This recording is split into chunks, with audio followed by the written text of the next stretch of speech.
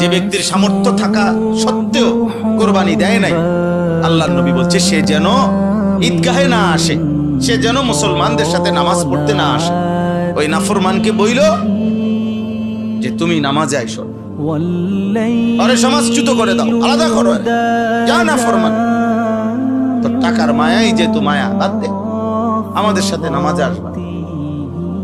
সে যেন ঈদের নামাজে না আসে, সে যেন মুসলমানদের নামাজে না আসে। ডাইরেক্ট বলছে ফালা ইয়াকরাবান্না, অবশ্যই অবশ্যই সে যেন না আসে।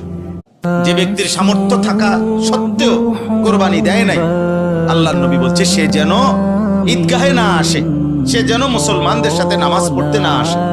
ওই নাফরমানকে বইল যে তুমি নামাজে আইসো, আরে সমাজচ্যুত করে দাও, আলাদা করো, যা নাফরমান, তোর টাকার মায়াই যেহেতু মায়া, বাদ দে, আমাদের সাথে নামাজে আসবা। সে যেন ঈদের নামাজে না আসে, সে যেন মুসলমানদের নামাজে না আসে। ডাইরেক্ট বলছে ফালা ইয়াকরাবান্না, অবশ্যই অবশ্যই সে যেন না আসে।